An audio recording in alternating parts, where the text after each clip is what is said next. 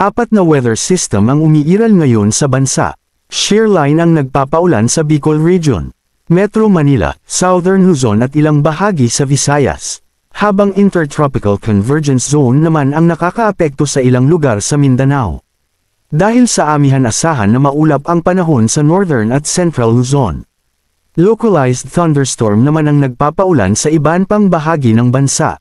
Asahan ang patuloy na pag-ulan at maulap na panahon sa bansa hanggang Friday.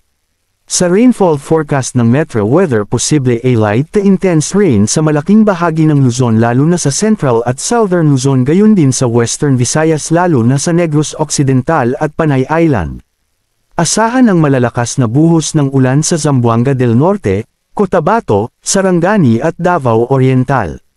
Posible naman ang light to heavy rain sa Metro Manila bukas. Sa ngayon walang inaasahang sama ng panahon na papasok o mabubuo sa Philippine Area of Responsibility sa mga susunod na araw. Pero sa tuwing buwan ng December 1 o 2 ang average na bagyo na posibleng tumawid sa kalupaan. Posibleng 2 pang bagyo ang papasok ngayong December bago matapos ang taong 2024. Patuloy pa rin nakaranas ng malakas na pag-ulan ang Bicol Region dahil pa rin ito sa epekto ng Shear-Lin. Dahil sa patuloy na pag-ulan simula nung nakaraang weekend hanggang ngayon, ilang bahagi ng bansa binabaha na. Partikular sa bahagi ng Bicol Region, Mimaropa, Eastern Visayas, Davao Region at Caraga Region. Nakakaranas ng malalakas hanggang katamtamang pang-ulan ang malaking bahagi ng ating bansa na nagdudulot ng pagbaha at landslide.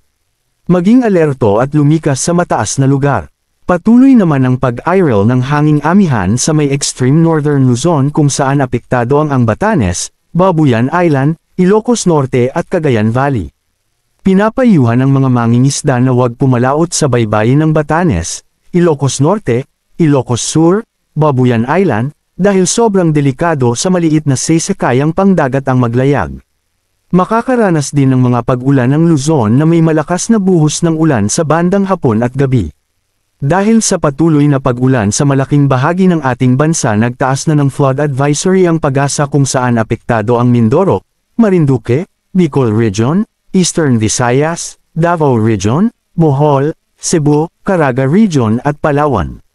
Asahan ang matitinding buhos ng ulan sa ating bansa ngayong araw, base yan sa rainfall forecast ng Metro Weather. Umiiral din ang Intertropical Convergence Zone sa silangang bahagi ng Mindanao na nagdadala din ng mga pag-ulan sa Visayas at Mindanao. Paalala, wala po tayong mino-monitor na bagyo sa loob at labas ng Philippine Area of Responsibility, PAR. Posibleng may mabuong sama ng panahon ngayong weekend sa silangang bahagi ng Mindanao kung saan karaniwang nabubuo ang Tropical Cyclone Threat Potential o LPA. Samantala naitala naman ang pinakamababang temperatura sa Baguio kung naitala ang 16 degrees Celsius. Basco, Batanes, Abucay, Tanay, at Quezon City, yan ang mga lugar kung saan naitala ang pinakamababang temperatura sa ating bansa ngayong araw. Manatiling nakatutok sa Weather Balita para sa bago pang updates. Don't forget to subscribe. Thank you for watching.